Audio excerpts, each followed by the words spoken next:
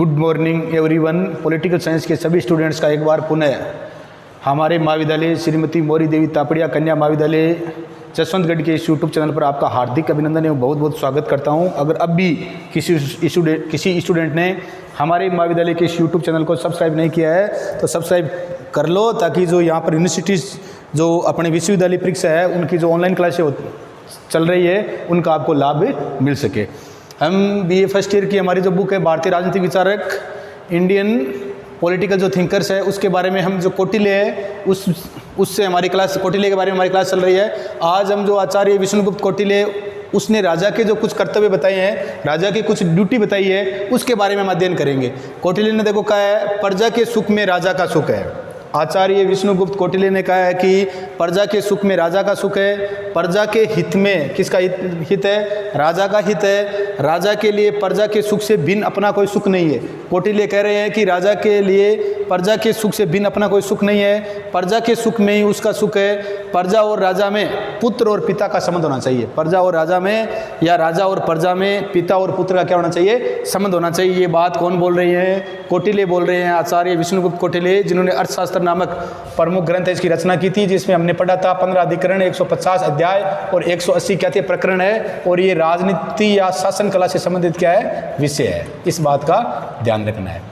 तो कौटिल्य ने कहा कि प्रजा के सुख में राजा का सुख है, प्रजा के हित में राजा का हित है, राजा के लिए प्रजा के सुख से भिन्न अपना कोई सुख नहीं है, प्रजा के सुख में उसका सुख है। और राजा और प्रजा में पिता और पुत्र का क्या होना चाहिए? संबंध होना चाहिए। और इसने ये करते हुए बताया राजा के लिए कि वर्णाश्रम धर्म को बनाए रखना, वर्ण के अनुसार प्रजा है वो धर्म का आचरण करनी चाहिए, दंड की व्यवस्था होनी चाहिए, आय व्यय संबंधी लेखा जोखा होना चाहिए, नियुक्ति संबंधी किसको नियुक्ति देनी है, योग्यता के आधार पर देनी है, लोकहित और सामाजिक कल्याण संबंधी योजनाओं का ध्यान रखना है, और युद्ध अगर अनिवार्य हो जाए तो युद्ध करना जरूरी है। तो सबसे पहला है वर्णाश्रम धर्म को बनाए रखना। राजा का प्रमुख कर्तव्य है वर्णाश्रम धर्म को बनाए रखे और सभी प्राणियों को अपने धर्म से विचलित नहीं होने देना। सभी प्राणियों को अपने जो धर्म है उससे क्या नहीं होने देना? विचलित नहीं होने देना। वर्ण हमने पढ़ा था कि समाज में 4 वर्ण है। कौन कौन से? समाज में 4 वर्ण, ब्राह्मण है, क्षत्रिय है, वैश्य है, शूद्र है। तो इस वर्णाश्रम जो है बनाए रखना है, और प्रत्येक वर्ण के व्यक्ति को अपने धर्म के अनुसार क्या करना है? आचरण है वो करवाना है अनिवार्य रूप से। तो इस प्रकार की है। और जो आश्रम व्यवस्था है उसके अनुसार ही सभी क्या करे? सभी व्यक्ति उसी के अनुसार कार्य करे। कौटिल्य बोल रहे हैं कि जिस राजा की प्रजा आर्य मर्यादा के आधार पर व्यवस्थित रहती हैं, जो वर्ण और आश्रम के नियमों का पालन करती है, और जो त्रयी का मतलब क्या? 3 वेद। त्रय का मतलब 3 वेद, ऋग्वेद, यजुर्वेद और सामवेद। 3 जो वेद है ये इन्हें त्रय कहा गया है। तो त्रयी जो 3 वेद है द्वारा निहित विधान से रक्षित रहती है, वह प्रजा सदैव प्रसन्न रहती है, और उस प्रजा का कभी क्या नहीं होता है? नाश नहीं होता है। तो त्रय का ध्यान रखना। ऋग्वेद, यजुर्वेद और सामवेद, इसमें अथर्ववेद नहीं आता है, वेद 4 है। तो त्रय मतलब 3 वेद है, ऋग्वेद, यजुर्वेद और सामवेद। दूसरा है दंड की व्यवस्था करना। कौटिल्य ने कहा है कि राजा को दंड की व्यवस्था भी करनी चाहिए। राजा का दूसरा महत्वपूर्ण कार्य है दंड की व्यवस्था करना। पहला है वर्णाश्रम धर्म को बनाए रखना। राजा का प्रमुख कर्तव्य क्या है? तो वर्णाश्रम धर्म को बनाए रखना। ये तो राजा का क्या है? प्रमुख कर्तव्य है। दूसरा महत्वपूर्ण कर्तव्य क्या है? दंड की व्यवस्था करना। राजा को अपने राज्य में दंड की व्यवस्था भी क्या होनी चाहिए? दूध का दूध और पानी का पानी, मतलब न्याय होना चाहिए। जो लोग हैं, राजा का दूसरा महत्वपूर्ण कार्य दंड की व्यवस्था करना है, क्योंकि दंड अपर्याप्त वस्तु को प्राप्त कराता है, उसकी रक्षा करता है, रक्षित वस्तु को बढ़ाता है और बढ़ी हुई वस्तु का उपयोग करता है। कौटिल्य कह रहे हैं कि दंड है वो अपर्याप्त वस्तु को पर्याप्त कराता है। जो वस्तु हमारे पास नहीं है उस वस्तु को क्या कराता है? प्राप्त करवाता है। दंड है वो क्या है? जो वस्तु हमारे पास नहीं उसको प्राप्त कराता है, उसकी रक्षा करता है, और रक्षित वस्तु को क्या करता है? बढ़ाता है, और बढ़ी हुई वस्तु का क्या करवाता है? उपयोग करवाता है। तो राजा को अपने राज्य में क्या होना चाहिए? दंड की सुनिश्चित व्यवस्था करनी चाहिए, ताकि उसके राज्य समाज और सामाजिक व्यवहार दंड पर ही निर्भर करते हैं, इसलिए दंड की व्यवस्था महत्वपूर्ण है। परंतु कौटिल्य साथ में ये भी कह रहे हैं कि राजा को या स्वामी को इस बात का भी ध्यान रखना चाहिए कि दंड न तो आवश्यकता से अधिक और न ही क्या होना चाहिए? आवश्यकता से कम। कौटिल्य बोल रहे हैं कि राजा को या स्वामी को इस बात का भी ध्यान रखना है, दंड वो क्या है? न तो आवश्यकता से अधिक होना चाहिए और न ही क्या होना चाहिए? आवश्यकता से कम। दंड वो क्या है? पर्याप्त मात्रा में होना चाहिए। यथोचित दंड देने वाला राजा ही पूज्य होता है। यथोचित जितना उचित हो उतना दंड देने वाला राजा ही पूज्य होता है। और केवल समुचित दंड ही प्रजा को धर्म अर्थ तथा काम से क्या करता है, परिपूर्ण करता है। यदि काम, क्रोध या अज्ञानवश दंड दिया जाए तो जनसाधारण है वो क्या हो जाएंगे, राज्य से क्या हो जाएंगे, दुखी हो जाएंगे। तीसरा जो कार्य है वो है आय व्यय संबंधी। राजा को अपना जो वार्षिक कितनी आय होती है, कितना हमारा खर्च है, इससे संबंधी क्या रखना चाहिए, लेखा जोखा रखना चाहिए, ताकि राजा को सुविधा रहे। राजा को आय व्यय का पूरा हिसाब और प्रबंध रखना चाहिए। उसे ये कार्य समाहर्ता के द्वारा, ये कार्य वित्त मंत्री को पूछ ले, अपने वित्त विभाग का जो सचिव है उसको कौटिल्य ने किस नाम से पुकारा है, किस नाम से पुकारा है, समाहर्ता। इसके लिए समाहर्ता को रखना चाहिए ताकि वो राज्य की वार्षिक आय व्यय है उसका क्या रखे, लेखा जोखा रखे और उसका समुचित क्या करे, प्रबंध करे। तो समाहर्ता का काम है क्या, वित्त मंत्री। वर्तमान में हमारी जिस प्रकार से निर्मला सीतारमण है, इसे वित्त विभाग कहते हैं। तो उस समय जो आय व्यय का लेखा जोखा किस समय, मौर्य वंश में या कौटिल्य के समय, तो उसे क्या कहते हैं, समाहर्ता कहा जाता है। इस बात का ध्यान रखना है। तीसरा है नियुक्ति संबंधी। राज्य में जो योग्य व्यक्ति होते हैं, या हमने पढ़ा था मंत्री है या राज्य के जो उच्च प्रशासनिक पद है उन पर जो नियुक्ति है, जैसे राजा अमात्य है, सेनापति है और प्रमुख कर्मचारियों की क्या करता है, नियुक्ति करता है। राजा अमात्य का मतलब मंत्री है, सेनापति है और जो उच्च पद होते हैं उन पर नियुक्ति का काम कौन करता है, राजा करता है। तो सभी कर्मचारियों के कार्यों का निरीक्षण करता है और श्रेष्ठ कार्य करने वाले कर्मचारियों की क्या करता है, पदोन्नति करता है। राजा हर चीज़ की निरीक्षण करता है और जो श्रेष्ठ कार्य करते हैं उनकी क्या करता है, पदोन्नति करता है, मतलब उनका प्रमोशन करता है। ये काम भी किसका है, राजा का है। अगला है वो लोकहित और सामाजिक कल्याण संबंधी। लोकहित और सामाजिक कल्याण संबंधी, तो राजा को लोकहित, जनता के हित में और समाज का कल्याण करने वाली योजनाएं या कार्य है वो क्या करने चाहिए, अधिक से अधिक चलाने चाहिए।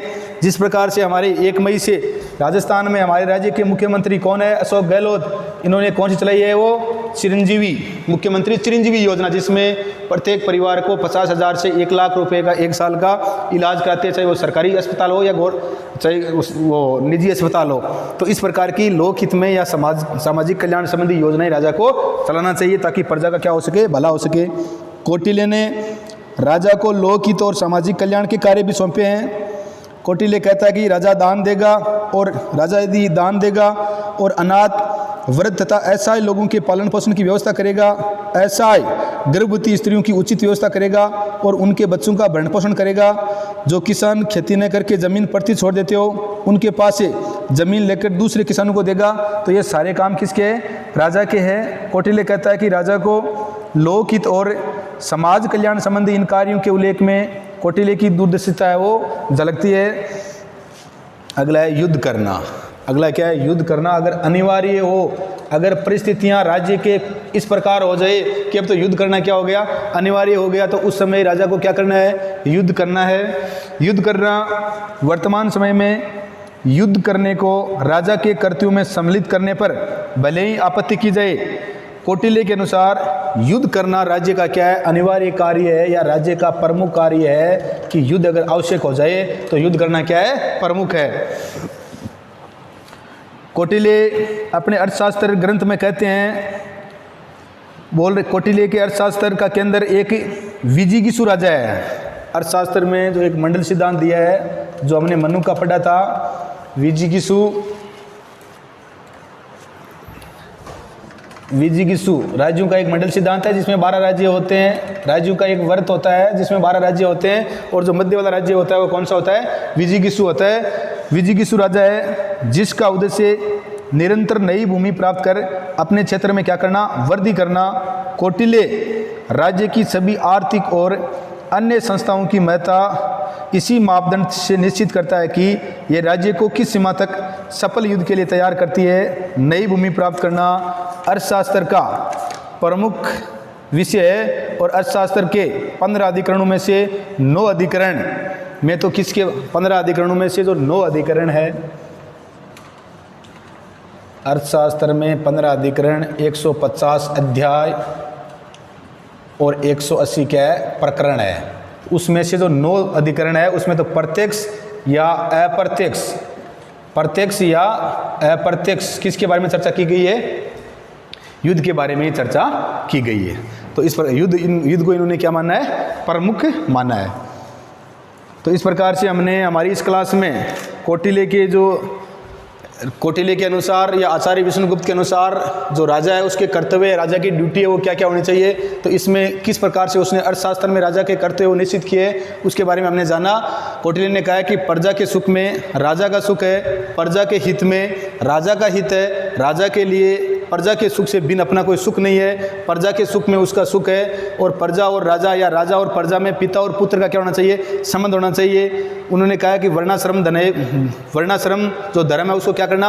अपने राज्य में जो वर्ण के अनुसार जो धर्म है, ब्राह्मण, क्षत्रिय, वैश्य और शूद्र है, और जो 4 वर्ण है, 4 आश्रम है, पहला है वो ब्रह्मचर्य, दूसरा है गृहस्थ, तीसरा है वानप्रस्थ और चौथा है संन्यास। इसकी क्या करना? इस वर्णाश्रम धर्म को बनाए रखना, ये क्या अनिवार्य है। और त्रैवेद, 3 वेद, ऋग्वेद, यजुर्वेद और सामवेद, अथर्ववेद को छोड़कर जो 3 वेद है उन्हें त्रैवेद कहते हैं। मतलब वेदों के अनुसार अपनी प्रजा से क्या करना चाहिए? आचरण करवाना चाहिए। दूसरी, दंड की व्यवस्था, राज्य में दंड की व्यवस्था होनी चाहिए ताकि राज्य में क्या हो सके? जो न्याय व्यवस्था है वो सुचारू रूप से क्या हो सके? संचालित हो सके। तो इस बात का ध्यान रखना है, जिस राज्य में दंड की व्यवस्था नहीं है वो राज्य क्या नहीं हो पाएगा? सही रूप से शासन संचालित नहीं कर पाएगा। ये राज्य का प्रमुख कार्य है। तीसरा है आय व्यय संबंधी लेखा जोखा। राज्य है अपने आय और लेखा, कितनी हमारी वार्षिक आय होती है, कितनी हम खर्च करते हैं, इस प्रकार की सारी क्या रखेगा? जानकारी रखेगा।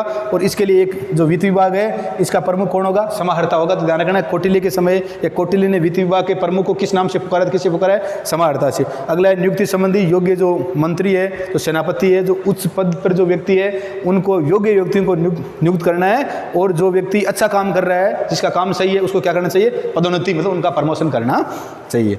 अगला हमने पढ़ा था लोकहित और सामाजिक कल्याण संबंधी योजनाएं। इस प्रकार की योजनाएं जिनसे क्या हो? लोकहित हो, समाज का कल्याण हो, जनता का कल्याण हो।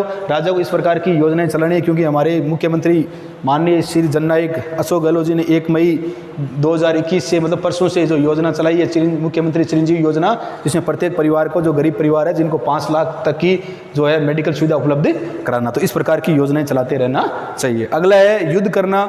युद्ध भी राजा ने क्या बताया है? युद्ध की कौटिल्य ने बताया कि राज्य का युद्ध भी प्रमुख क्या है? कार्य है। क्योंकि जो विजिगीषु राजा होता है, जो 12 जो राज्यों का एक वर्त है मंडल सिद्धांत, उसमें ये प्रमुख राज्य है होता है विजिगीषु, ये राज्यों का केंद्र है और ये हमेशा चाहता है कि उसका भूमि का क्षेत्रफल बढ़े। तो इसलिए इस प्रकार से राज्य को युद्ध करने के लिए भी तैयार रहना चाहिए। और अर्थशास्त्र में जो 15 अधिकरण है उसमें से 9 अधिकरणों में तो प्रत्यक्ष और अप्रत्यक्ष रूप से किसकी बात की गई है?